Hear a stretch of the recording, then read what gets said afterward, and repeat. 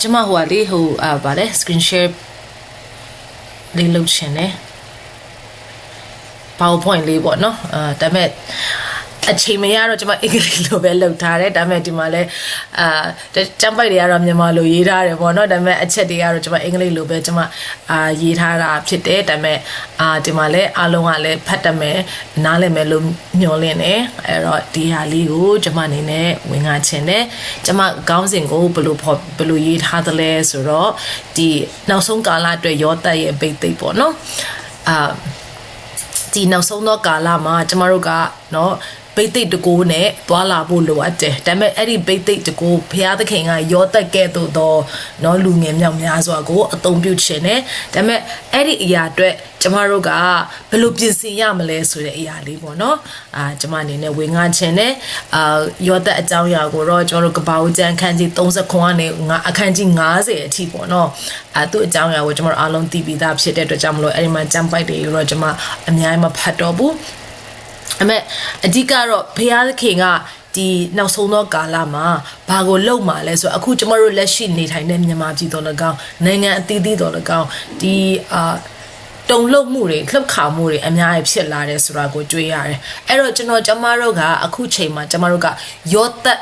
moment ပေါ့နော်ကဲတော့ရောသက်ကြုံရတဲ့အခြေအနေကဲတော့ကျမတို့ကအခုဖြတ်သန်းနေရတဲ့အချိန်ကာလဖြစ်တယ်။ဘာကြောင့်လဲဆိုတော့နော်တုံလှုပ်မှုတွေလှုပ်ခါမှုတွေတိုင်းနိုင်ငံအသီးသီးတွေတုံလှုပ်တယ်နော်လူမျိုးတစ်မျိုးနဲ့တစ်မျိုးအိန္ဒိယနိုင်ငံမှာလည်းခရစ်ယာန်အချင်းချင်းတွေနော်တပ်ဖြတ်တာတွေကိုကျမတို့တွေ့ရတယ်ဒီဗာလဲကူကီနဲ့နာဂဘက်ကလာမနော်တနေ့ကပဲကျမonline ပေါ်မှာကျမတွေ့တယ်ခရစ်ယာန်ချင်းချင်းတွေပဲတောင်းတဲ့တယောက်နော်တိုက်ခိုက်ကြတယ်နိုင်ငံအသီးသီးအီရတ်တို့အစ္စရေးလ်တို့ဒါတွေကတော့ပြောမနေနဲ့နော်မြန်မာနိုင်ငံမှာလည်းကျမတို့အမျိုးမျိုးလှုပ်ခါမှုတွေတုံခါမှုတွေကျမတို့ကတွေ့ရတယ်အဲ့တော့ဒီစနစ်တွေတဖြည်းဖြည်းတုံလှုပ်နေပြီအဲ့တော့ကျမတို့ငွေကြေးကလည်းတဖြည်းဖြည်းတန်မိုးတွေငွေကြေးရဲ့တန်မိုးတွေလည်းလှုပ်ခါနေတယ်အဲ့ဒီအချိန်မှာလူမိသားစုတွေကလည်းပြိုကွဲလာတယ်လှုပ်ခါလာတယ်เนาะအမျိုးမျိုးအသင်းတော်ကတော့မှလှုပ်ခါနေတဲ့အချိန်ဖြစ်တယ်ဒီအချိန်တွေမှာဖယားသခင်ကဘာကိုလှုပ်ချင်တာလဲဆိုလို့ရှိရင်လူတွေမမြင်နိုင်တဲ့အရာလောကမှာလှုပ်ခါနေတဲ့အရာကိုပဲမြင်တဲ့သူမဟုတ်ပဲနဲ့တဘာဝအမြင်နဲ့မြင်တဲ့သူမဟုတ်ပဲနဲ့ဝိညာဉ်ရေးရာထဲမှာမြင်တတ်သောလူတွေနော်ပေါ်ထွန်းလာဖို့ဘုရားသခင်အလိုရှိတယ်အဲ့ဒီလိုမျိုးလူတွေကိုဘုရားသခင်ကပေါ်ထွန်းစေခြင်းတယ်အဲ့ဒီနောက်ဆုံးသောကာလရဲ့ဘိတ်သိက်ကနော်ခေါင်းဗာလဲ position ရဖို့လည်းမဟုတ်ဘူးဆရာမဆိုတဲ့နော်ဘွဲတွေအနောက်မှာတန်းစီပြီးတော့ရဖို့လည်းမဟုတ်ပဲနဲ့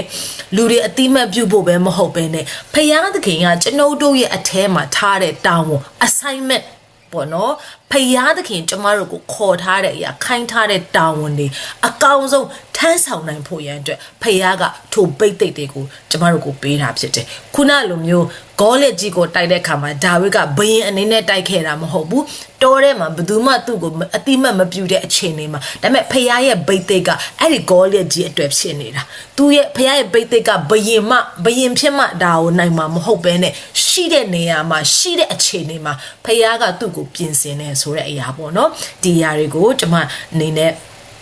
ရောတက်ရဲ့အတ္တအားဖြင့်ကျွန်မဆက်ပြီးတော့ဝင်ငါချင်တာဖြစ်တယ်အဲ့တော့အခုတိုင်းနိုင်ငံမှာလှုပ်ခါမှုတွေဖြစ်နေပြီဒီလှုပ်ခါမှုတွေကဘာကြောင့်နော်လှုပ်ခါနေတာလဲဆိုလို့ရှိရင်ကျမတို့ရဲ့ခုနပြောသလိုမတီမြဲတဲ့အရာတွေလှုပ်ခါတာကတည်မြဲတဲ့အရာတွေကိုတာ၍ထင်ရှားစေဖို့လို့နှုတ်ကပတ်တော်ကပြောတဲ့အတိုင်းပဲဒီလှုပ်ခါမှုမှာကျမတို့ကဘာလိုအပ်တယ်လဲဆိုလို့ရှိရင်ယူပါယုံလိုအပ်တယ်နော်လှုပ်ခါမှုကြားထဲမှာယူပါယုံကျမတို့အလိုအဆုံးဖြစ်တယ်ဆိုတော့ကျမတို့ဒီဟေဘရဲအခန်းကြီး7အငယ်26ကနေ29ကိုကြည့်တဲ့အခါမှာဘလို့ရေးထားသလဲဆိုအထက်ကဗျာဒိတ်တော်အတန်ဒီတဲ့မြေကြီးကိုလှုပ်သည်ဖြစ်၍ယခုတဖန်ငါသည်မြေကြီးနှင့်ကောင်းကင်ကိုလှုပ်အောင်မည်ဟုဂတိတော်ရှိ၏တဲ့တဖန်ဟူသောစကားရဲ့အတိတ်ပဲကတဲ့မလှုပ်သောအရာတို့ကိုတည်စေခြင်းကလှုပ်သောအရာတို့ကိုလောကီအရာကဲ့သို့ပ ပယ်ဖြတ်လိမ့်မည်ဟုဆိုလိုတည်းတဲ့ဒီဟေပြဩဝါဒစာရေးတဲ့အချိန်ကဘသူကိုရေးတာလဲဆိုလို့ရှိရင်နော်ဂျူးတွေကိုဂျူးယုံကြည်သူတွေကိုရေးတာဖြစ်တယ်အဲ့ဒီချိန်မှာသူတို့ကအမျိုးမျိုးလှုပ်ခါမှုတွေကြုံနေရတဲ့အချိန်မှာဒီဟေပြဩဝါဒစာကိုရေးတဲ့ဆရာကဒီသူတို့ကိုအားပေးဖို့ရန်အတွက်တိုက်တွန်းဖို့ရန်အတွက်ခရိယန်တွေဂျူးယုံကြည်သူတွေအမျိုးမျိုးညှဉ်းပန်းနှိပ်စက်ခြင်းနဲ့အကြီးကြီးဒုက္ခရောက်နေတဲ့အချိန်မှာဒီစာကိုရေးလိုက်တာဖြစ်တယ်လှုပ်ခါမှုတွေလာတယ်တဲ့တဖန်တီလှုပ်ခါမှုတွေလာတာကဘာအတွက်လဲမလှုပ်နိုင်တဲ့အရာတွေကိုတီးစေဖို့ရန်အတွက်နော်မြဲတဲ့အရာပဲဆက်ပြီးတော့တီးနေမှာဖြစ်တယ်အဲ့ဒါမှအစစ်အမှန်ဆိုတာပေါ်လွင်လာမှာဖြစ်တယ်လောကီစနစ်တွေတုံ့လှုပ်လာမယ်ဒါတွေကမြဲတဲ့အရာတွေမဟုတ်ဘူးနော်လူတွေရဲ့သတ်မှတ်ထားတဲ့စနစ်တွေတုံခါမယ်ဆိုတာကမြဲတဲ့အရာမဟုတ်ဘူးမမြဲတဲ့အရာတွေအကုန်ပြိုကျပြီးမှမြဲတဲ့အရာတွေဆက်ပြီးတော့တည်ဖို့ရန်အတွက်ဘုရားသခင်ကဒီလှုပ်ခါမှုတွေကိုလုပ်တာဖြစ်တယ်ဒါကြောင့်မလို့ဘာလိုအပ်တယ်လဲယူပါယုံလိုအပ်တယ်ဗျာဒိတ်တော်မရှိရင်လူတို့သည်အကျိုးနဲ့ဖြစ်ကြ၏တုတ်တန်အခန်းကြီး28အငယ်19မှာဒီဗျာဒိတ်တော်လိုအပ်တာဖြစ်တယ်ဒီမြန်မာလိုကတော့ဗျာဒိတ်တော်မရှိရင်လူတွေအကျိုးနဲ့ကြတယ်တဲ့အင်္ဂလိပ်version အချို့တွေမှာ my people perish လူတွေကပျက်စီးကြတယ်တဲ့နော်နောက်ပြီးတော့တချို့version တွေမှာ when there is no revelation the people cast off restraint လူတွေကဗျံပတာဖြစ်တယ်အထင်ကိုမဲ့တယ်လို့ဆိုတာဗျာဒိတ်တော်မရှိလူတွေကအထင်ကိုမဲ့တယ်ဖြစ်ချင်ရဖြစ်နေကြတယ်ပြောချင်တာကလေအထင်ကြောင့်မရှိတော့ဘူးနောက်တစ်ခါ when the message translation မှာ when people do not accept divine guidance တဲ့ဖခင်ရဲ့ guidance ဖခင်ရဲ့လမ်းပြမှုကိုလူတွေကလက်မခံရင်တဲ့they run wild တခါတည်းဖြစ်ချင်ရဖြစ်wild ဆိုတာကဘာလဲမငြိမ်မသက်ဗျံပတာတွေဖြစ်တယ်ဆိုတဲ့အတိတ်ပဲဖြစ်တယ်အဲ့တော့ဗျာဒိတ်တော်ကအင်မတန်မှအရေးကြီးတယ်ဗျာဒိတ်တော်ရတဲ့အခါမှာဘယ်လမ်းကြောင်းကိုသွားရမလဲဘယ်လိုမျိုးသွားရမလဲဆိုတဲ့အရာကိုကျမတို့ကိုအထင်ကွနဲ့ guide လုပ်ပေးတာကဗျာဒိတ်တော်ဖြစ်တယ်ဆိုတော့ vision သို့မဟုတ် revelation vision လို့ပြောတဲ့အခါမှာဒီနေရာမှာဘာကိုပြောချင်တာလဲဆိုဒီ vision က ambition မဟုတ်ဘူးကျမတို့ဖျားပေးတဲ့ယူပါယုံကကိုဘဝမှာအောင်မြင်မယ်ချမ်းသာမယ်ကြွယ်ဝမယ်ဆိုတဲ့အောင်မြင်လို့သောစိတ်နဲ့မမှားမိဖို့အင်မတန်မှအရေးကြီးတယ် vision ဒီ ambition မဟုတ်ဘူးရည်မှန်းချက်မဟုတ်ဘူးတဘောပါနော်ရည်မှန်းချက်ပန်းတိုင်းကြီးလာတဲ့ခါမှာဘာလဲကြီးလာတဲ့ခါမှာဆရာဝန်ဖြစ်မယ်အင်ဂျင်နီယာဖြစ်မယ်ဆိုတဲ့အရာတွေကလူတွေရဲ့ရည်မှန်းချက်တွေဖြစ်တယ်ဒါပေမဲ့ဖျားပေးတဲ့ vision ကလူတွေရဲ့ရည်မှန်းချက်နဲ့မတူဘူးဆိုတာဒီနေရာမှာပြောချင်တယ်ဘာဖြစ်လို့လဲဆိုတော့စစ်မှန်တဲ့ vision ဆိုတာကကျမတို့ရဲ့ကျွမ်းကျင်မှုနဲ့မဆိုင်ဘူးအတွေ့အကြုံတွေနဲ့မဆိုင်ဘူးစ조사အားထုတ်ခြင်းနဲ့မဆိုင်ဘူးအဆက်အသွယ်တွေနဲ့လည်းမဆိုင်ဘူးပညာရေးနဲ့လည်းမဆိုင်ဘူးဖျားကိုယ်တိုင်အသက်သွင်းပြီးတော့မှုတ်သွင်းပေးတဲ့ vision ဖြစ်တယ်လူတွေရဲ့ရည်မှန်းချက်ပန်းတိုင်နဲ့ရည်မှန်းချက်ပန်းတိုင်မဟုတ်ဘူးပေါ့နော်အဲ့တော့ဒီ vision အစပြုခဲ့တဲ့ဖခင်သခင်ကယောသက်ရဲ့အသက်တာကိုကျမတို့ကကြည့်တဲ့အခါမှာယောသက်ရဲ့ life ကယောသက်ရဲ့အစအဦးပြုခြင်းကဘသူရဲ့သားလဲဆိုယာကုပ်နဲ့Rachel ရာခေလရဲ့သားဖြစ်တယ်ဟုတ်တယ်နော်ကျမတို့အားလုံးသိပြီးသားယာကုပ်ကဘသူကိုချစ်တယ်လဲဆိုလို့ရှိရင်ယာခေလကိုချစ်တယ်မြင်မြင်ချင်းမဲ့ချစ်မိတယ်ပေါ့နော်မြင်မြင်ချင်းမဲ့ကြိုက်မိတယ်မြင်မြင်ချင်းမဲ့ချစ်မိတယ်ရန်ချော်မော်လာပါပြီးတော့ရာခေလအတွက်ကျွန်တော်ဘာလဲသူတွားတောင်းတဲ့အခါမှာသူ့အဖေလာဘန်ကအလကားမရဘူးမင်းအလုပ်လုပ်ရမယ်ဆိုတော့ဟုတ်ပြီကျွန်တော်9နှစ်အလုပ်လုပ်မယ်ဆိုပြီးတော့သူ9နှစ်တိရာခေလအရန်ချစ်တဲ့အခါမှာသူ့အတွက်9နှစ်က9ရက်လိုပဲခံစားရတယ်လို့ကျမ်းစာကပြောတယ်နော်အဲ့တော့ဒါပေမဲ့ဖြစ်ချင်တော့တကယ်မင်္ဂလာဦးညမှာဘသူဖြစ်နေတယ်လဲဆိုလို့ရှင်တော့လေအားဖြစ်နေတယ်သူ့အမဖြစ်နေတာဟာအလိန်ခံရတယ်ဒါပေမဲ့ကိစ္စမရှိဘူးနောက်ထပ်သူ9နှစ်ထပ်လုပ်တယ်ထပ်အလုပ်လုပ်တယ်14နှစ်တိသူကရာခေလကိုချစ်တဲ့အခါမှာတဲ့သူတွေ့ရဲ့အနည်းငယ်လိုပဲခံစားရတယ်တဲ့အဲ့တော့သူအဲ့ဒီရာခေလနဲ့ယာကုပ်အဖြစ်ဆင်းသက်လာတဲ့သားဆိုတော့တနည်းအားဖြင့်ပါလဲဆိုလို့ရှိရင်မိဘတွေကတယောက်နဲ့တယောက် အရန်ချစ်ပြီးတော့မှချစ်ကျွမ်းဝင်ပြီးမှရတဲ့ကလေးဖြစ်တယ်မြစ်တာကနေမွေးဖွားလာတဲ့ကလေးဖြစ်တယ်အဲ့တော့ဒါပေမဲ့နောက်တစ်ခုကယာကုပ်အသက်ကြီးမှရတဲ့ကလေးဖြစ်တယ်ဆိုတော့ယာကုပ်အတွက်အရန်ကို special သူ့ရဲ့နှလုံးသားထဲမှာဘယ်လိုပြောမလဲအသက်ကြီးလာတဲ့ခါမှာလေကျမတို့တွေကအသက်ကြီးလာတာနဲ့အမျှလူတွေကိုနားလည်တက်လာတယ်အတွေ့အကြုံတွေဒုက္ခတွေအများကြီးခံရတဲ့နောက်ပိုင်းမှာလူတွေကိုအယမ်းစာနာတက်လာတယ်နှလုံးသားတွေပို့ပြီးတော့နူးညံ့လာတယ်ငယ်တဲ့ချိန်မှာတော့เนาะငါဖြစ်ချင်ရဖြစ်ငါလှုပ်ချင်တာလှုပ်မယ်ဆိုအသက်ကြီးလာတဲ့ခါမှာလူတွေကမှားတော့တောင်မှအော်ဒါဖြစ်တတ်တယ်ဆိုကျမလည်းအသက်အရွယ်နဲ့ရလာတဲ့ခါမှာလူတွေကိုတအားလားလေပေးတတ်လာတယ်ပေါ့နော်အော်လူဆိုတာကဒီလိုဖြစ်တတ်ပါလားဆိုတဲ့အရာတွေနူးညံ့တတ်လာတယ်ဆိုတော့ယာကုပ်အနေနဲ့လဲသူစိတ်နူးညံ့ပြီးတဲ့နောက်ပိုင်းမှာရတဲ့သားဖြစ်တယ်။ Now အဲ့ဒီယောသက်ဆိုလို့ရှိရင်18နှစ်အရွယ်မှာသူ့အကိုတွေကိုတိုင်ပြောတယ်နော်။တခါတည်းဗာလဲခြုံဘာခေါ်လဲမြန်မာလိုတော့ခြုံတာပေါ့နော်။အဲ့လိုမကောင်းရမြင်ပေမဲ့အမှန်တော့မကောင်းတဲ့အရာကိုသူကဒါမကောင်းဘူးဆိုပြီးတော့တကယ်ဖြောင့်မတ်မှန်ကန်တော့နော်စိတ်ထားရှိတော့သူဖြစ်တယ်။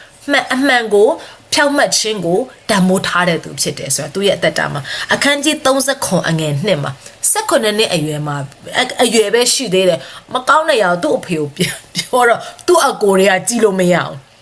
ဆိုတော့သူ့အကိုတွေနဲ့ဘာကွာတယ်လဲယောသက်ကသူ့အကိုတွေရဲ့အမေကဘာတူလဲဆိုလေအာဖြစ်တယ်ဟုတ်တယ်နော်လေအာဆိုတာကဘာတူလဲဆိုလို့ရှိရင်ယောသက်ကယာကုပ်ကဘယ်လိုပြောမလဲမဖြစ်မနေပေါင်းယူရတဲ့သူဖြစ်တယ်။တနည်းအားဖြင့်ဥပဒေအရပြည့်ညက်အရာအကြီးကအရင်ဆုံးယောက်ျားယူရတယ်။ Rachel ကိုဘလောက်ပဲချစ်เนาะအဖေကဘာလုပ်လဲငါတို့ဥပဒေမှာဒါပဲလုပ်ရတယ်။ဒါနဲ့ပဲလုပ်ရတယ်ဆိုတော့မယူလို့မရလို့ခိုင်းလို့ပြည့်ညက်အရာဆိုတော့မချစ်ပဲနဲ့မွေးလာတဲ့ကလေးတွေကြတော့ယာကုပ်ယောသက်ရဲ့အကိုတွေအဲ့တော့ဘာကွာလဲယောသက်ကချစ်ပြီးတော့မွေးလာတဲ့ကလေးကအရင်ကို confidence ရှိတယ်မြစ်တာကိုခံစားရတဲ့သူတွေကအရင် confidence ရှိတယ်အမားလိုမျိုးသူတို့ကပြောရဲတယ်အရန်ကိုယုံကြည်စိတ်ချမှုရှိတယ်အကိုကြီးတွေကတော့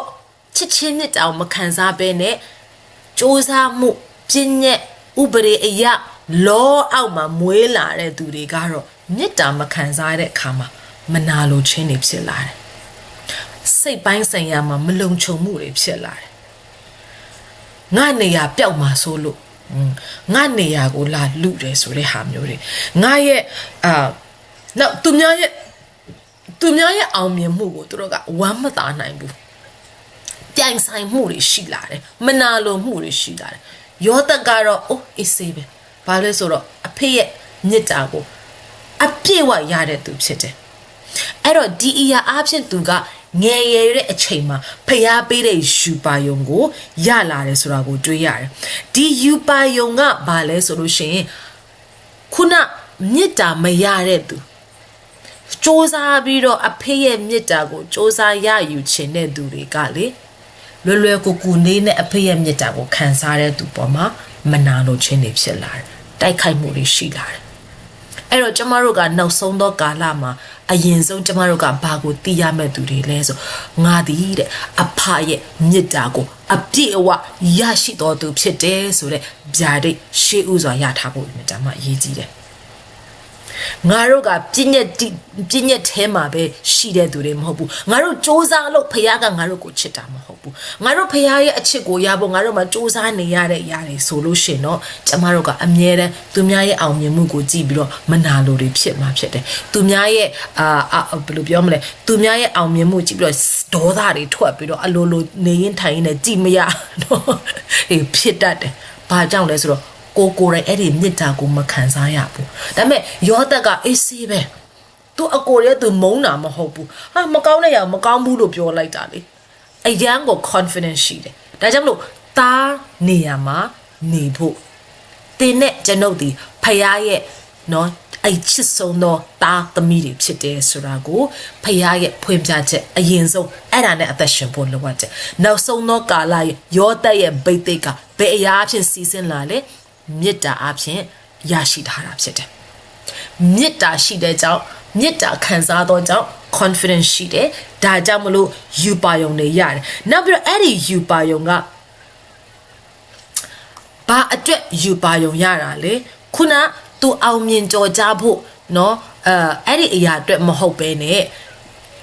သူရဲ့စူးစမ်းအားထုတ်ခြင်းကြောင့်မဟုတ်ပဲနဲ့ vision ယူပါယုံဆိုတာကဗျာဒိတ်အဖြစ်ရတာဖြစ်တယ်ဒီနေ့သင်ရဲ့အနာဂတ်အတွက်ယူပါယုံကသင်ရဲ့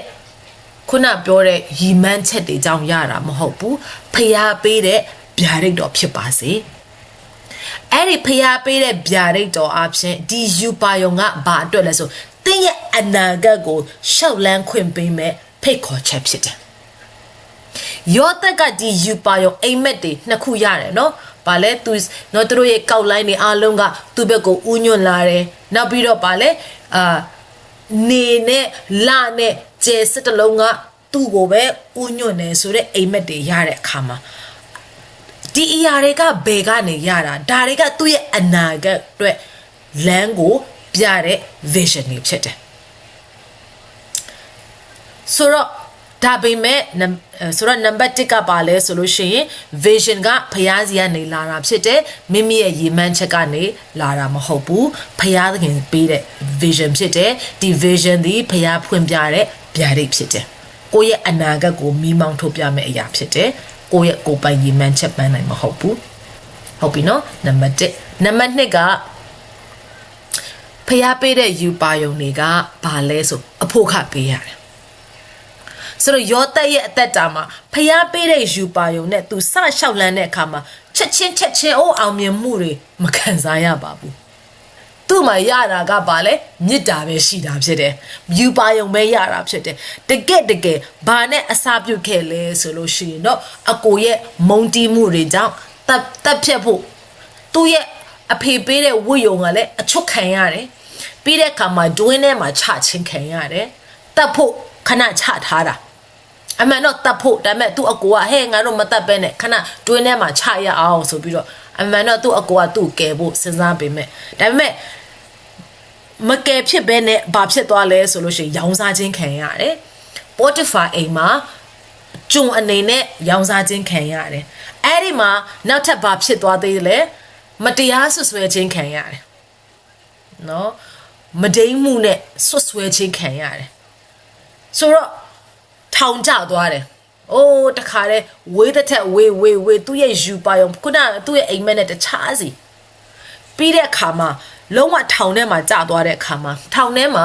သူဖះကသူနဲ့အတူပါရှိတယ်တဲ့။ကဘာဦးကျန်အခန်းကြီး39အငယ်2မှာထိုထောင်ထဲမှာပင်လင်းတဲ့ဖះသခင်ကယောသတ်နဲ့အတူပါရှိတယ်။ဒါကအင်မတန်မှအရေးကြီးတယ်။ God was with Josephဖျားသခင်ကယောသနဲ့အတူပါရှိတယ်ဒီတကြောင်လေးကဒီနေရာမှာဘာကြောင့်ထားတာလဲဆိုလို့ရှိရင်ဒီကနေ့ကျမတို့ဖျားသခင်ပေးတဲ့ယူပါအောင်ရှောက်လန်းတဲ့အခါမှာအဖို့ခတွေပေးရတဲ့အခါမှာတခါတည်းတွင်းထဲမှာကျမတို့ရောက်တဲ့အချိန်ရှိကောင်းရှိနိုင်တယ်ကိုရောပေးတဲ့အိမ်မက်နဲ့တခြားစီမတရားဆွဆွဲခံရတဲ့အချိန်ရှိကောင်းရှိနိုင်တယ်ဆွဆွဲခံရတာပဲမဟုတ်ဘူးဟိုးထောင်ထဲမှာတွင်းတဲ့ပိုဆိုးတဲ့ထောင်ထဲမှာအဲ့ထောင်ထဲမှာရှိတဲ့ချိန်မှာလဲဖះကယောသတ်နဲ့တူပါရှိတဲ့အခါမှာမျက်နှာသာရတယ်နော်ခုနပြောသလိုအိမ်မက်တွေသူကအနက်ဖွင့်ပေးနိုင်တယ်ဒါကလည်းသူ့ကြောင့်မဟုတ်ဘူးဖះပေးတဲ့ vision ကြောင့်သူကဒီလိုမျိုးရှောက်လန်းခွင့်ရခဲ့တာဖြစ်တယ်အဲ့တော့အိမ်မက်နှစ်ခုကိုသူကအနက်ဖွင့်ပေးလိုက်တယ်သူအနက်ဖွင့်ပေးတဲ့အတိုင်းပဲတကယ်ပဲဖြစ်လာတယ်နော်ဘယင်ရဲ့အစေခံနှစ်ဦးနော်ဖလားတော်ကိုင်နဲ့ဗာလဲဟို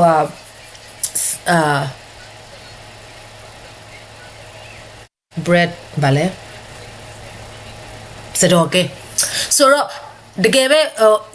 အိမ်မက်ရတဲ့အတိုင်းပဲတယောက်ကအသက်ခံရတယ်တယောက်ကတကယ်ဘယင်းရှေ့မှာပြန်လဲပြီးတော့အမှုဆောင်ခွင့်ရတယ်အစေခံခွင့်ရတယ်အဲ့တော့ယောသက်ကဘာပြောလဲငါ့ကိုမမေးနဲ့တော့ဘယင်းကြီးရှေ့ရောက်တဲ့အခါမှာကျွန်တော်အကြောင်းကိုပြောပေးပါ ကျွန်တော်ကဒီနေရာမှာမတရားခံနေရတာဖြစ်တယ်မတရားဆွဆွဲခံရတာဖြစ်တယ်ကျွန်တော်မှာအပြစ်မရှိဘူးဒါကျေးဇူးပြုပြီးတော့ဘရင်ကိုပြောပေးပါနော်လို့တေးသေးချာချာမှားချလက်နဲ့ဘာဖြစ်သွားလဲမေ့သွားတဲ့ဟိုလူကဘယ်လောက်ကြာမေ့သွားလဲ2 နှစ်ကျမတို့သာဆိုရင်တော့မလေးငါဒီလောက်သူကိုကူညီခဲ့တာသူကောင်းစားတဲ့ခါမှာငါ့ကိုမေ့သွားတယ်ဆိုပြီးတော့အရှမ်းခံစားမှာပဲအဲ့တော့အဖို့ခပေးရတဲ့အရာတွေကဘာလဲတွင်းထဲမှာထောင်ထဲမှာနော်မတရားဆွဆွဲခံရတဲ့အရာတွေထောင်ထဲမှာကြားတဲ့အရာတွေနောက်ဆုံးအစွန့်ပစ်ခံအမေ့ခံရတဲ့အခောက်ထားခံရတဲ့အခြေအနေကျမတို့ဒီအဖို့ခတွေကျမတို့ကပေးကောင်းပေးရနိုင်တယ်ဒါပေမဲ့ဒီကြံ့ကြာမှုတွေနောက်နေမှုတွေဒုက္ခဆင်းရဲတွေမတရားဆွဆွဲခြင်းတွေထောင်ထဲမှာကြာရတဲ့အရာတွေနောက်နေမှုတွေအရာအားလုံးကဖယားသခင်ကနောက်ဆုံးယူပါရောအကောင့်ထဲပေါ်ဖို့ကျမတို့ကိုပြင်ဆင်ပေးနေတာဖြစ်တယ်အာမင်ထိုဖယားပေးတဲ့ယူပါယုံကကြီးမားလွန်းလို့တဲ့ဒီမှာ if the vision is big the preparation will be deep ယူပါယုံကြီးမားလေလေပြင်ဆင်ခြင်းကပို့ပြီးတော့နဲ့နဲလေလေဖြစ်တယ်ခုနတော့ရေတွင်းဟောင်းထဲမှာပဲကြာတယ်ပြီးတဲ့အခါမှာကြုံဖြစ်သွားတယ်အိုးပြီးတဲ့အခါမှာထောင်ထဲမှာပူနဲ့သွားတယ်သူ့ရဲ့ပြင်ဆင်ခြင်းကဘာကြောင့်လဲဆိုကြီးမားတဲ့ယူပါယုံဖြစ်လို့ဖြစ်တယ်အဲ့တော့တခါလေကိုယ့်ရဲ့အသက်တာမှာဟာအော်လူတွေရဲ့နော် rejection မိသားသူကဘာကိုခံရလဲမိသားစုရဲ့ညှင်းပယ်ခြင်းခံရတယ်အကိုရဲ့မုန်းတီးခြင်းကိုခံရတယ်သူအင်မတန်မှမျက်နှိုးတဲ့သူ့အဖေပေးတဲ့ဝတ်ယုံချွတ်ပယ်ခြင်းခံရတယ်လုံးဝသူ့ကိုတေးအောင်သူတို့ကဆုံးပစ်ခဲ့တာဖြစ်တယ်ဒါနဲ့ပြီးသွားပြီလားမပြီးသေးဘူး Potiphar အိမ်မှာသူ့ရဲ့ character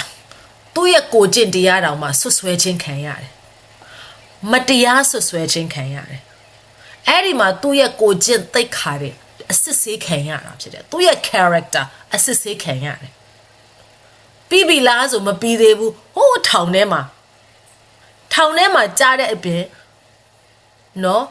သူ့ကြောင့်လူငိမ့်ချမ်းသာရသွားတဲ့သူကတော့မှသူ့ကိုမေ့သွားတယ်အဲ့တော့တခါလေဒီအရာတွေနဲ့ကျမတို့ကကြုံရတဲ့အခါမှာအော်ဖခင်တွေငါ့ကိုမေ့ပြီလားမဟုတ်ဘူးငါဖះပေးတဲ့ယူပါယုံနဲ့ငါပူဝေးနေတယ်လို့ပဲလို့ခံစားနေရတဲ့အချိန်မှာအမှန်တော့ဒီအရာတွေကယူပါယုံပြည့်စုံဖို့ရန်အတွက်ဖះကပြင်ဆင်ပေးတဲ့အချိန်ကာလတွေဖြစ်တယ်ဟာလေလုယာအဲ့တော့18နှစ်အရွယ်ကနေသူအသက်30ဝန်းကျင်လောက်ဆိုတော့ကြားထဲမှာ15နှစ်18နှစ်အနှစ်20နီးပါးသူ့မှာပြင်ဆင်ရန်ကာလကိုဖြတ်တန်းရတာဖြစ်တယ်ကြီးမားတဲ့အရာတွေကိုဖခင်ကလွယ်ကူကူလေးနဲ့ရော့ဆိုပြီးတော့နော်ပေးလို့ရသလားရပါတယ်ဒါပေမဲ့ကျမတို့ ready ဖြစ်မှာမဟုတ်ဘူးကျမတို့အစစ်ခံနိုင်ဖို့ရန်အတွက်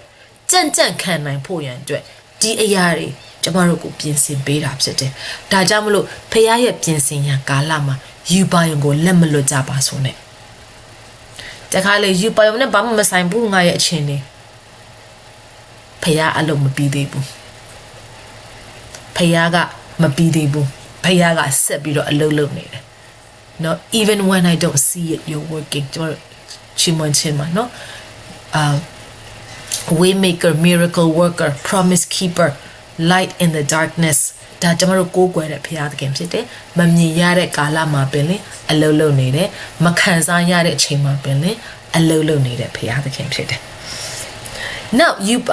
Yoshu ရဲ့အသက်တာ sorry Joseph ရဲ့အသက်တာမှာဘာတွေ့ရသေးလဲဆိုဒီယူပါယုံကပါလဲဆို the right perspective မှန်ကန်သောအမြင်ကိုရစေတယ်။ဘာကြောင့်လဲဆိုတော့ဖယားသခင်ရဲ့ပေးတဲ့ယူပါယုံကိုရတဲ့အခါမှာအဆုံးကိုပင်လေအဆုံးကနေအစအဆုံးကိုအကုန်မြင်ရတဲ့ဖယားသခင်ဖြစ်တယ်။အလယ်မှာဒုက္ခဆင်းရဲရောက်တဲ့အချိန်မှာပင်လေမှန်ကန်သောအမြင်ကိုရစေတယ်။အဲ့တော့ဒီနေရာမှာယောသရဲ့အသက်တာမှာနော်ဘာတွေ့ရတယ်လဲဆိုလို့ရှင်ကပောက်ချက်ခန်းကြီး41အငယ်51နဲ့52ကိုဖတ်တဲ့အခါမှာသူ့ရဲ့သား2ယောက် ဖယားတခင်သူ့ကောင်းချီးပေးလာတယ်တကယ်ပဲเนาะဟိုထောင်ကနေလွတ်မြောက်ပြီးတော့မှသူ့မှာအိမ်ထောင်ကျပြီးတော့မှသား2ယောက်ကိုရတယ်သူ့သားရဲ့နာမည်နှစ်ခုဒီနေရာမှာကျမတို့တွေ့ရတယ်အခန်းကြီး41အငယ်51 52မှာ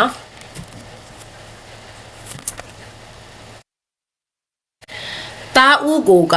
မနာရှေအမိဖြင့်မှဲ့လေ၏အကြောင်းမူကားငါခံရသမျှသောပင်ပန်းခြင်းနှင့်ငါအဖ၏အိမ်သားအပေါင်းတို့ကိုငါမေ့စေခြင်းငါဖျားသခင်ပြုတော်မူပြီးဟုဆိုသည်တဲ့နောက်ပြီးတော့အငယ်52မှာနောက်ရသောသားကိုကအေဖရိမ်အမိဖြင့်မှဲ့လေ၏အကြောင်းမူကားဖျားသခင်သည်ငါဆင်းရဲခံရသောပြည်၌ငါကိုပွားများစေတော်မူပြီးဟုဆိုသည်တဲ့ဒီနေရာမှာသား2ယောက်ရတာကသူကဖယားသခင်ရဲ့ vision နဲ့ဆက်ပြီးတော့သူအသက်ရှင်တဲ့အခါမှာသူ့ရဲ့သားတွေအဖြစ်သူက prophetic သူကြီးညာလိုက်တာဖြစ်တယ်သူ့ရဲ့ဖြစ်တည်မှုသူ့ရဲ့အနာဂတ်အတွက်ပါသူကကြီးညာလိုက်တာဖြစ်တယ်မနာရှေရဲ့အတိတ်ပဲကပါလဲတာဦးကပါလဲငါရသမျှငါခံရတဲ့ပင်ပန်းခြင်းကိုဖယားကမေ့ဖို့ရန်အတွက်ဖယားပြုတော်မူပြီးတဲ့မေ့လျော့စေနိုင်တယ် God has made me forget တဲ့ဖယားငါ့ကိုမေ့အောင်ပြုလုပ်ပေးတယ်တဲ့မေ့အောင်ဆိုတာကအတိတ်မေ့ယောဂရသွားတာမဟုတ်ဘူးเนาะဟာငါအတိတ်ကဘာဖြစ်သွားလဲဆိုတဲ့ဟာကိုအတိတ်မေ့ယောဂရသွားလို့သူကသက်ရှင်နိုင်တာမဟုတ်ဘူးနာကျင်မှုတွေရှိခဲ့တယ်သို့တော့အဲ့ဒီနာကျင်မှုတွေကသူ့ကိုမထိခိုက်နိုင်တော့ဘူးဘာကြောင့်လဲဆိုတော့ယူပါယုံရလာတဲ့အခါမှာကျွန်ုပ်တို့ရဲ့အတိတ်ကအနာတွေကိုပါကုသပေးတာဖြစ်တယ်အတိတ်ကခံခဲ့ရတဲ့ဒဏ်ရာတွေအတိတ်ကသူတွေသူ့ကိုအမျိုးမျိုးညှဉ်းပန်းနှိပ်စက်ခဲ့တဲ့အရာတွေသူ့ရဲ့အဖေသူ့ရဲ့အကိုတွေကသူ့ကိုအမျိုးမျိုးပြုလုပ်ခဲ့တယ်မတရားဆွဆွဲခံရတဲ့အရာတွေအားလုံးကိုဖယားကကုသပေးလိုက်တာဖြစ်တယ်မေ့သွားတာမဟုတ်ဘူးကုသပေးတာမနာတော့ဘူးအမာရွတ်တွေကတော့ကြံရင်ကြံခဲ့မယ်မနာတော့ဘူးဒီအထဲမှာနာကြီးမှုတွေမရှိတော့ဘူးခွင့်လွတ်နိုင်ခဲ့တယ်ဒီအတိတ်ကသူ့ကိုမချုပ်တီးနိုင်တော့ဘူးဆိုတဲ့အတိတ်ပဲဖြစ်တယ်မနာရှေကအဲ့တော့မနာရှေဆိုတဲ့အတိတ်ကနေဖခင်ကသူ့ကိုကုသခွင့် healing သူ့ရဲ့ဒဏ်ရာတွေသူ့ရဲ့ trauma တွေစိတ်ဒဏ်ရာတွေခံစားခဲ့တဲ့နာကြီးမှုတွေအားလုံးဖခင်ကကုသပေးပြီးတဲ့နောက်ပိုင်းမှာ Ephraim ဆိုပြီးတော့ဒုတိယသားလေးမွေးလာတယ် Ephraim ရဲ့အတိတ်ပဲကGod has made me fruitful in the land of my suffering တဲ့ငါဒုက္ခခံရတဲ့ပြည်ထဲမှာပင်လင်းတဲ့ငါပွားများသောအခွင့်ကိုဘုရားငါ့ကိုပေးတယ်တဲ့ hallelujah ဒုက္ခထဲမှာကျမတို့တွေစုပ်ယုပ်ဖို့မဟုတ်ဘဲနဲ့ဒုက္ခထဲမှာပင်လင်းပွားများရသောအခွင့်ကိုဘယ်အချိန်မှာဘုရားကပေးတယ်လဲအတိတ်ကအတိတ်ကဒဏ်ရာတွေကိုကျမတို့ကခွင့်လွှတ်လိုက်တဲ့အခါမှာအတိတ်ကနာကျင်မှုတွေအဖြစ်เนาะဒီအရာတွေကကျမတို့ကိုမထိန်ချုပ်နိုင်တော့တဲ့အခါမှာခွင့်လွှတ်နိုင်တဲ့အခါမှာဖခင်ကုသခြင်းကိုခံယူပြီးတဲ့နောက်ပိုင်းမှာအခုလက်ရှိအခြေအနေထဲမှာဒုက္ခထဲမှာပင်လေဖခင်ကတိုးပွားခွင့်ကိုပေးတယ်ဒီအရာတွေကဘာကြောင့်ရတာလဲဖခင်ပေးတဲ့ယူပါယုံကြောင့်အခြေအနေတိုင်းကိုဖခင်ရဲ့အမြင်နဲ့မြင်လာနိုင်တာဖြစ်တယ်အာမင်ယူပါယုံမရဘူးဆိုလို့ရှင်ကိုယ့်ရဲ့ဒုက္ခပြဿနာတွေကိုပဲမြင်ရမှာဖြစ်တယ်။ဒါကြောင့်မလို့ဖျားပေးတဲ့ယူပါယုံရတဲ့အခါမှာနာကျင်မှုတွေမရှိတော့ဘူး။ခါးသီးမှုတွေမရှိတော့ဘူး။ဒီအရာတွေက purpose ကိုညွှန်ပေးနေတယ်ဆိုတာကိုကျွန်တော်တို့နားလည်သဘောပေါက်နိုင်တယ်။အာမင်။အော်ငါရဲ့အကိုတွေကငါ့ကိုတွင်းထဲမှာမချဘူးဆိုလို့ရှင်ဟိုဒီကုံတယ်တွေကငါ့ကိုမြင်မှာမဟုတ်ဘူး။အော်အဲ့ဒါဆိုလို့ရှိရင်ငါ Spotify အင်ကိုရောက်သွားမှာ Spotify အင်ကနေငါထောင်ကနေပြီးတော့ငါနန်းတော်ကိုရောက်တဲ့လမ်းကြောင်းတွေဖြစ်နေပါလား။ကျမတို့ဘဝမှာကြုံရတဲ့ပြဿနာတွေဒုက္ခကြီးကြီးမားမားအရှက်တကွဲအကျိုးနဲ့ဖြစ်ရခြင်းတွေလူတွေရဲ့ညှင်းပယ်မှုတွေဒုက္ခဆင်းရဲတွေနာကျင်မှုတွေဆုံးရှုံးမှုတွေတခါတည်းအသက်မရှင်ခြင်းလောက်အောင်ခံစားနေရတဲ့အရာတွေအားလုံးကဖခင်ရဲ့ယူပါယုံအကောင့်ထဲပေါ်ဖို့လမ်းကြောင်းဖြစ်သွားတယ်ဟာလေလုယာဒါကြောင့်မလို့ယောမ 8:28 ကနော်ခတ်သိမ်းသောအရာတဲ့ဖခင်သခင်ကိုချစ်ပြီးတော့အကြံစီတော်တိုင်းခေါ်ချင်းခံရတဲ့လူတွေအတွက်ခတ်သိမ်းသောအရာတွေကတညီတညွတ်တည်း ပြုစုတယ်တဲ့ဖယားရဲ့ရည်ရွယ်ချက်အကောင်ထဲပေါ်ဖို့ရန်အတွက်ဖြစ်လာတယ်ဖယားတကယ်ကကျမတို့ရဲ့အသက်တာမှာဖြစ်သမျှဘယ်အရာကိုမှအမှုမဲ့အမှတ်မဲ့လုံးဝမထားဘူးကျမတို့ရဲ့မျက်ရည်ကိုတောင်မှနော်ပလင်းထဲမှာထိန်းထားတယ်တဲ့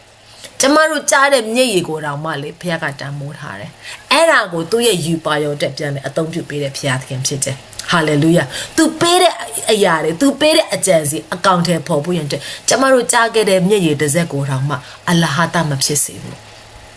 ကျမတို့ခံရတဲ့ဒုက္ခဆင်းရဲကိုတောင်မှအလဟတမဖြစ်စေဘူးတည့်ရဲ့နာကျင်မှုကိုဖခင်ကလုံးဝအလဟတမဖြစ်စေဘူးဒီရတဲ့အားလုံးကတာ၍ကြီးမားတဲ့ယူပါရုံအကောင့်ထဲဖို့ဖခင်ကတင့်ကိုပြင်ဆင်ပေးနေတာဖြစ်တယ်ဒါကြောင့်မလို့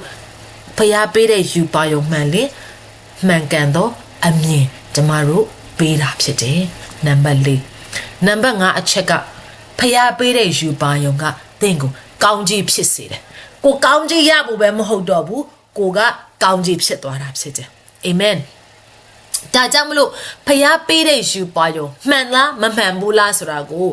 နော်ဘယ်အရာကဆုံးဖြတ်ပေးမှလဲကိုနဲ့တည်းမပြီးသွားဘူးဒီယူပါယုံကနောက်မှာလိုက်လာတဲ့သူတွေအတွက်ကောင်းကြီးဖြစ်လာတယ်ကိုမရှိတော့တဲ့နောက်ပိုင်းမှာပင်လေဒီ vision အဖြစ်ကောင်းကြီးတွေစီးဆင်းတယ်ကိုရဲ့မျိုးဆက်နဲ့တင်မပြီးဘူးနောင်လာနောက်သားတွေမျိုးဆက်တိုင်း next generation နှစ်ပေါင်းများစွာအထိကောင်းကြီးဆက်ဖြစ်စေတာကဖျားပေးတဲ့ယူပါယုံကြောင့်တာလင်ဖြစ်တယ်ဒီနေရာမှာ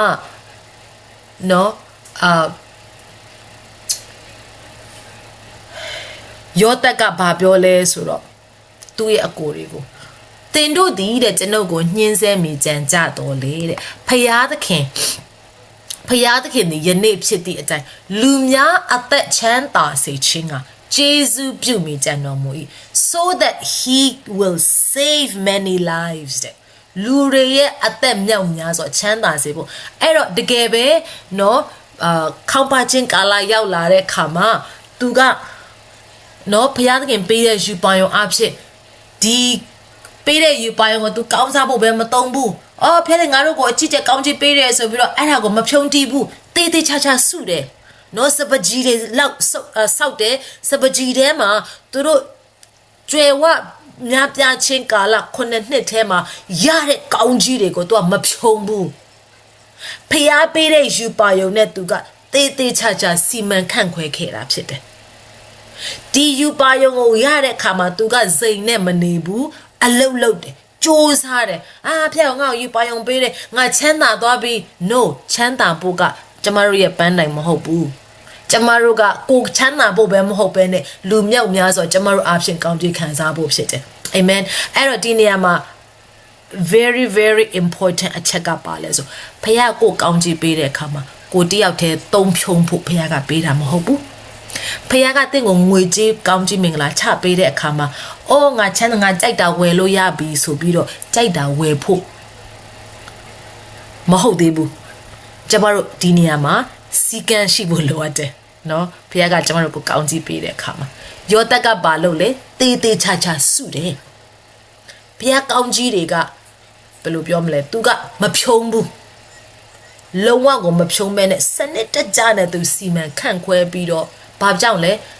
နောက်ထပ်ဘေးနော်ခေါင်းပါတဲ့ကာလ9နှစ်ရှိတယ်ဆိုတာကို तू သိတယ်အဲ့ဒီအချိန်မှာ तू စုထားတဲ့အရာတွေသူ့ရဲ့ store house ထဲမှာစပကြီးထဲမှာစုထားတဲ့လုံးဝစီကံရှိနဲ့စနစ်တကျစုထားတဲ့အရာတွေကဘာဖြစ်သွားလဲကောင်းကြီးမင်္ဂလာတိုင်းနိုင်ငံတွေနောက်ဆုံးသူ့ရဲ့မိသားစုတစုတည်းမဟုတ်ဘဲနဲ့သူ့ရဲ့လူမျိုးတွေအတွက်ပါကောင်းကြီးအဖြစ်စီးဆင်းသွားတာဖြစ်တယ်ဟာလေလုယာအဲ့တော့ဖခင်သခင်ကျမတို့ကိုကောင်းကြီးပေးတဲ့အခါမှာကျမတို့အဲ့ဒီကောင်းကြီးတွေကိုဇိမ်နဲ့ကောင်းကြီးထဲမှာရစ်မှုဖို့ဖခင်ကပေးတာမဟုတ်ဘူးကောင်းကြီးဆက်ပြီးတော့ဖြစ်စေဖို့ကျမတို့ကို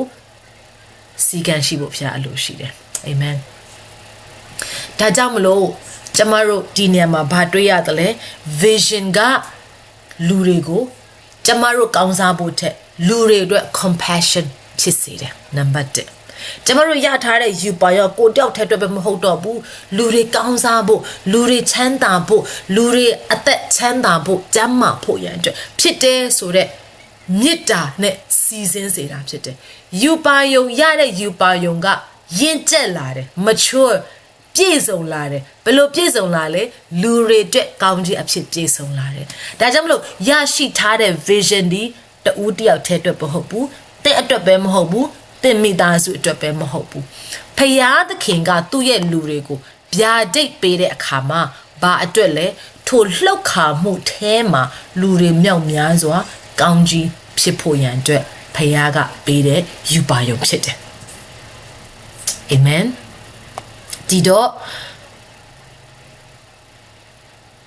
ဒီမှာအချက်၅ချက်နဲ့ကျွန်မပြောခဲ့တဲ့အချက်၅ချက်ကိုအချုပ်ပြန်ပြီးတော့ပြောရမယ်ဆိုလို့ရှိရင်ဖယားသခင်ကကျွန်မတို့ရဲ့အထက်မှာပေးခြင်းနဲ့ယူပါယုံဖြစ်တယ်ဘယ်ကနေပဲစီးဆင်းလာမလဲ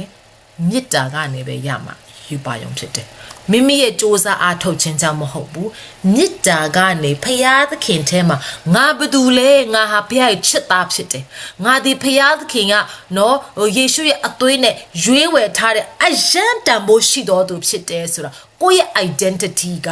ဖယားရဲ့မေတ္တာထဲမှာစိုက်ပျိုးဖို့အဓိကဒါလိုအပ်တယ်မဟုတ်ဘူးဆိုလို့ရှင်လောကလူတွေကအိုးဟိုလိုတီလိုဟိုဘက်သွားရင်လဲအိုးဟိုဒီဘက်ဟိုနော်လေတိုက်ရင်ဟိုဘက်ရိမ့်လိုက်ဒီဘက်ရိမ့်လိုက်မဟုတ်တော့ဘဲနဲ့လေကဘယ်လိုပဲတိုက်အဖက်အခန်းကြီး3အငယ်16မှာမြစ်တာ၌စိုက်ပျိုးခြင်းလို့ရှင်ပေါလုကပြောတဲ့အရာငါတဲ့သင်တို့အတွက်ဆူတောင်းပေးတာတဲ့ဘာလဲဆိုမြစ်တာ၌စိုက်ပျိုးခြင်းတိုင်းမြစ်ကြတည်ခြင်း foundation ကကျွန်တော်ရဲ့ foundation ကဖယားရဲ့မြစ်တာထဲမှာစိုက်ပျိုးခံရတော့သူဒါဆိုလို့ရှိရင်လေဘလောက်ပဲတိုက်မုံတိုင်းဘလောက်ပဲထန်ငါဘသူလဲဆိုတာကိုသိမှာဖြစ်တယ်လူတွေကအတိမပြုတ်ရင်နေပါစေငါဘသူလဲဆိုတာကိုခိုင်ခိုင်မာမာသိတဲ့လူကမပြိုလဲသွားဘူးလူတွေကိုနေရပေးမပေးငါဘသူလဲဆိုတာကိုသိတဲ့လူကအစ်စေးပဲနော်ခိုင်ခန့်စွာယက်တည်နိုင်တယ်နံပါတ်1ယူပါယုံရဖို့ငါဘသူလဲဆိုတာကိုအရင်သိတော်သူဖြစ်ပါစေမသိသေးဘူးဆိုလို့ရှင်ကိုရရဲ့မြစ်တာကျွန်တော်ကိုပြပါကိုရရဲ့မြစ်တာထဲမှာကျွန်တော်ကိုစိုက်ပျိုးပါဘာဖြစ်လို့လဲလောကမှာလူတွေကအမျိုးမျိုးတင့်ကိုအမျိုးမျိုးလုပ်အောင်မှဖြစ်တယ်တင်းရဲ့ဖြစ်တည်မှုကို shaking လုပ်အောင်မှဖြစ်တယ်အခုချိန်မှာငါယောက်ျားလားမိန်းမလားဆိုတာကိုလည်းမသိတဲ့သူတွေမြောက်များဆို identity လည်း shaking ဖြစ်နေပြီ။အိုးဟိုလူယောက်ျားအိုးငါလည်းယောက်ျားဖြစ်မယ်ထင်တယ်။အိုးငါမိန်းမဖြစ်မယ်ထင်တယ်။အိုးယောက်ျားဖြစ်လိုက်မိန်းမဖြစ်အမျိုးမျိုးနော် identity မခိုင်တဲ့အခါမှာသူများတွေပြောတဲ့နောက်ကိုပဲရောင်ပြီးတော့ပါသွားမှာဖြစ်တယ်။အဲ့တော့ငါဘယ်သူလဲခရစ်တော်ထဲမှာခရစ်တော်ရဲ့မြစ်တာထဲမှာစိုက်ပျိုးတော်သူဖြစ်အောင်နံပါတ်2 vision ယူပါယုံဆိုတာကambition မဟုတ်ဘူးငါဒါကြီးတိုင်းငါဒါလုပ်မယ်ငါအောင်မြင်မယ်ငါချမ်းသာမယ်ငါကြွယ်ဝမယ်အဲ့ဒီဟာပဲမဟုတ်ပဲနဲ့ဖျားပေးတဲ့ဗျာဒိတ်ဖြစ်တယ်အနာဂတ်အတွက်သင်ကိုလမ်းကြောင်းကိုခင်းပေးတာကယူပါဖျားပေးတဲ့ယူပါယုံဖြစ်တယ်တခါတည်းသင်ရဲ့ထင်မြင်ချက်လို့ထင်တတ်တယ် no ဖျားပေးတဲ့ယူပါယုံကသင်ရဲ့အနာဂတ်အတွက်လမ်းကိုခင်းပေးမှာဖြစ်တယ်အာမင်နံပါတ်3အဲ့ဒီလမ်းကိုရှောက်ဖို့ရန်အတွက်ဖယားကတင့်ကိုဒုက္ခဆင်းရဲထဲမှာတင့်ရဲ့ character ကိုအမျိုးမျိုးပြုပြင်ပေးမှာဖြစ်တယ် shaking တွေခံနိုင်မဲ့ character ကိုပြုစုပေးမှာဖြစ်တယ်ဒါကြောင့်မလို့ identity စိုက်ပျိုးဖို့ identity ခိုင်မာဖို့အရေးကြီးတယ်ယောသက်ကသူဘယ်သူလဲဆိုတာကိုသိတဲ့အခါမှာအမျိုးမျိုးနော်ငါဒီမှာကောင်းစားငါဒီမှာဆိုအဲ့ဒီအရာတွေကသူ့ကိုအယောင်မဆိုးနိုင်ဘူးဒါကြောင့်မလို့သူ့ရဲ့ဖြစ်တည်မှုကပို့ပြီးတော့ခိုင်မာလာတယ်မီးနဲ့စစ်စေးခြင်းနဲ့ခံရအောင်မှဖြစ်တယ်ယူပါယုံနဲ့ရှောက်လန်းတော်သူယူပါယုံနဲ့ရှောက်လန်းလို့ဖျားပြစင်းမဲ့အားလုံးလွယ်ကူမယ်မထင်နဲ့ယူပါယုံကြီးလေမီးကအစ9ဆတန်ရီလာရဲ့တငယ်ချင်းတွေယုံကြည်ခြင်းနဲ့ရှောက်လန်းတဲ့ဘယင်ကြီးမီးထဲမှာချိုင်လေကိစ္စမရှိဘူးဖျားကကဲတင်နိုင်တယ်မကဲတင်နိုင်လဲမကိုးကွယ်ဘူးလို့ထင်တဲ့အခါမှာတခါတည်းဆိုပြီးတော့ဖျားကတခါတည်းဘွားကနေပေါ့နော်နမိတ်လက္ခဏာနဲ့အဲ့ဒီကိုမီးကိုငိမ့်စေမယ်လို့ထင်တာမဟုတ်ဘူးမီးက9ဆပိုပြင်းသွားတယ်ဖျားပေးတဲ့ယူပါယောနဲ့ရှောက်လန်းရင်မီးလဲ9ဆပိုပြင်းနိုင်တယ် ဒါကဟာမိခုနစပြင်းတယ်ဖះငါနဲ့အတူပါမရှိတော့ဘူးချင်နေမဟုတ်ဘူးဖះကကျမတို့ကိုသူ့ရဲ့ vision ထဲမှာဆက်ပြီးတော့ခြေလှမ်းလှမ်းပေးနေတယ်ဒါကိုမေတ္တာထဲမှာစိုက်ပျိုးခြင်းခံရတဲ့သူကစိတ်လုံခြုံမှုရှိတယ်လုံခြုံမှု confidence ရှိတယ်မီးဘလောက်ပဲပြင်းပြင်းနော်ရေဘလောက်ပဲလွှမ်းမိုးပါစေဖះကငါနဲ့အတူပါရှိတယ်ဖះသခင်ရဲ့အတူပါရှိခြင်းပြီးတဲ့အခါမှာတိုးပွားခြင်းမနာရှိနာကျင်မှုတွေဖះကကုသပေးတဲ့နောက်ပိုင်းမှာတိုးပွားခြင်းရှိလာတယ်ကျမတို့ရဲ့အတိတ်မှာလူတွေကငါဘယ်လိုလုပ်ခဲ့တာကိစ္စမရှိပါဘူး it's okay ကျမတို့သူတို့ကိုခွင့်လွှတ်လိုက်ပါကျမတို့ကို trauma ပေးခဲ့တဲ့သူတွေဒုက္ခပေးခဲ့တဲ့စိတ်တန်ရအမျိုးမျိုးပေးခဲ့တဲ့သူတွေရှိမှာပါနာပါတယ်မနာဘူးလို့ပြောတာမဟုတ်ဘူးဒုက္ခမရောက်ဘူးလို့ညင်းနေတာမဟုတ်ဘူးအယမ်းနာတယ်အယမ်းကြေကွဲရတယ်ဒါပေမဲ့ဒီအရာတွေကိုကျမတို့ကဖခင်ရဲ့ကုသခွင့်ပေးရအောင်ဒီအရာရဲ့ချုပ်နှောင်ခြင်းတွေကနေကျမတို့ကလွတ်မြောက်ရအောင်သူတို့ကိုလည်းလွတ်ပေးရအောင်တနည်းအားဖြင့်သူတို့ကဖခင်ရဲ့ vision အကောင့်ထဲပေါ်ဖို့သူတို့ကဖခင်အသုံးတော်ခံမှန်းသူတို့မသိဘူးသူတို့ကthey think they have the power သူတို့မှာအာဏာရှိတယ်လို့ထင်ခဲ့တာ no သူတို့အထက်မှာရှိတဲ့ဖခင်ကသူတို့ကို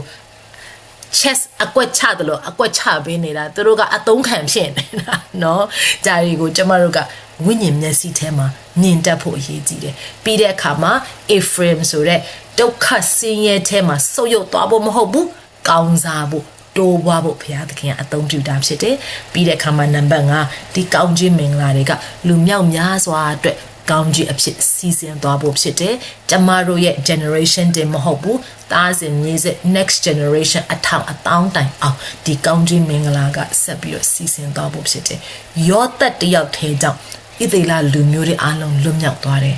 ။နော်တိုးပွားသွားတယ်။ကြုံခံနေရတဲ့နိုင်ငံမှာပင်များပြားတယ်။တကယ်ပဲဒေတာခံတွေကတော့မနိုင်လောက်အောင်သူတို့ကနော်multiply ဖြစ်တဲ့ဖះကောင်းကြီးပေးတဲ့အခါမှာဒါကြောင့်မလို့ဒီနောက်ဆုံးသောကာလမှာခုနကျမပထမဦးဆုံးပြောခဲ့တဲ့အရာတိုင်းနိုင်ငံတွေလှုပ်ခါနေတယ်ဖះကမြင်ရတဲ့အရာပေါ်မှာမရက်တီးပဲနဲ့မမြင်ရတဲ့အရာပေါ်မှာရက်တီးပြီးတော့မမြင်ရတဲ့အရာကိုမြင်နိုင်တော်သူတွေဖះကအလိုရှိတယ်ဖះကပြင်ဆင်နေတယ်အမောင်ထဲမှာဖះကပြင်ဆင်ပေးနေတာဒုက္ခဆင်းရဲထဲမှာပြင်ဆင်ပေးနေတာကျမရဲ့နှလုံးသားတွေကျမတို့ရဲ့ identity ကိုဖះကပြုစုပေးနေတာဖြစ်တယ်ငါဘာတူလဲဆိုတာကိုသိတော်သူကနောက်ဆုံးသောကာလရဲ့ shaking မှာယက်တည်နိုင်မဲ့သူတွေဖြစ်တယ်ဒါကြောင့်မလို့ဖះသခင်ကျမတို့ကိုရွေးချယ်ခြင်း anointing ပေးတဲ့အရာကကျမတို့ယာထူးမြင့်ဖို့မဟုတ်ဘဲနဲ့သူ့ရဲ့အကြံစီပြည့်စုံဖို့ကောင်းချီးဖြစ်ဖို့ဖြစ်တယ်ဆိုတဲ့အရာလေးနဲ့ဒီကနေ့အားလုံးကိုဝင်ငါချင်ပါတယ်အရောက်ချင်းစီတိုင်းအတွက်တိဆောက်စရာဖြစ်ပါစေယေရှုတင်ပါတယ်